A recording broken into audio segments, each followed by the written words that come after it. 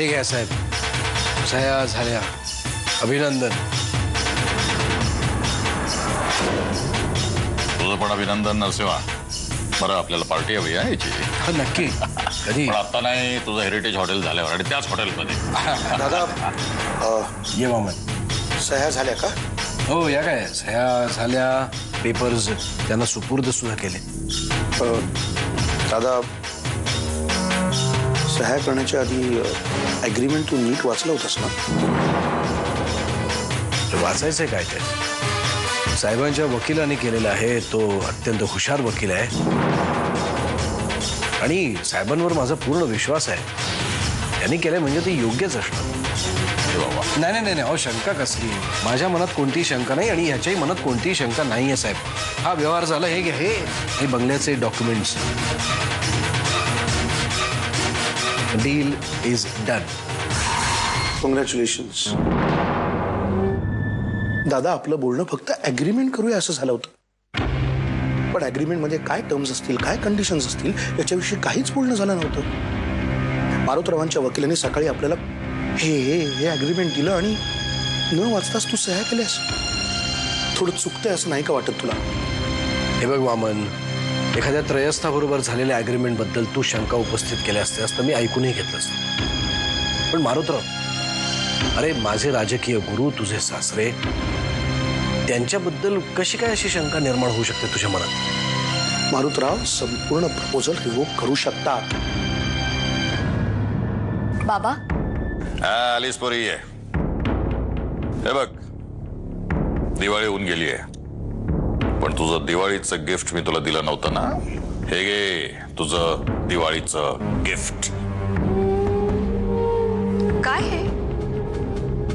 हे नरसिंहाचं विल आहे, विल.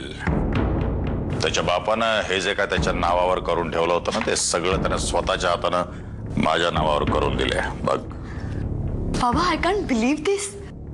तुमचा बंगल्याचा व्यवहार पूर्ण झाला, सगळ्यांच्या सह्या घेतल्यात. बघ बघ, स्वतःच्या डोळ्याने बघ, सह्या सुद्धा झालेल्या आहेत. वाड्याच्या व्यवहारामध्ये नक्की काही अडचण नाही ना येणार?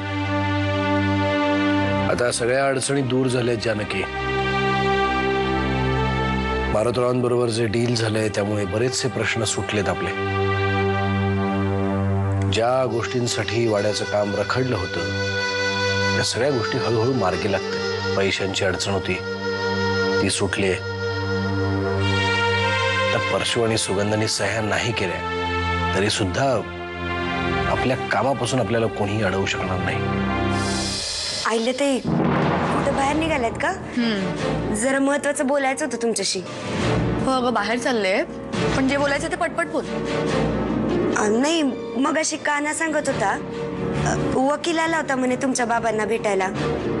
नरसिंह भाऊजी, वामन दादा, तो वकील आणि तुमचे बाबा सगळेजण मिळून बराच वेळ काहीतरी खुसूर करत होते. वकील? नाही ग, यातलं मला तरी काहीच माहित नाही. हे बघ, मी आता बाहेर चालले, बाहेर आले की मी बाबांशी बोलेन. बरं मला सांग, तुला आणि कान्हाला इथे काही त्रास होत नाहीये ना? तुम्हाला कुठल्या गोष्टीची गरज असेल तर मला सांगा, लाजू नका. नाही, तसं काहीच नाही. सध्या फक्त तुमच्या साथीचीच गरज आहे. दगा देऊ नका म्हणजे झालं. तुझीच वाट पाहत होतो. करेक्ट.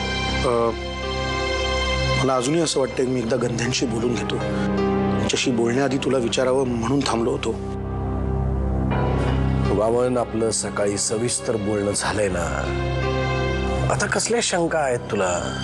दादा सकाळी मी विषय वाढवला नाही, पण मला असं वाटतं हा क्लॉज जरा रिस्की आहे. जग विश्वासावर चालतं असं म्हणतात आणि तू हे कसलं, या कसल्या शंका उपस्थित करतोस वामन? तू म्हणतोस तसं मारुतरावांच्या मनात काही नसेल, नक्कीच नसेल, पण मग हा क्लॉज का घातला? एवढं निदान विचारणं तरी आपलं काम आहे की नाही? मी आल्यावर आपण बोलू, ठीक आहे?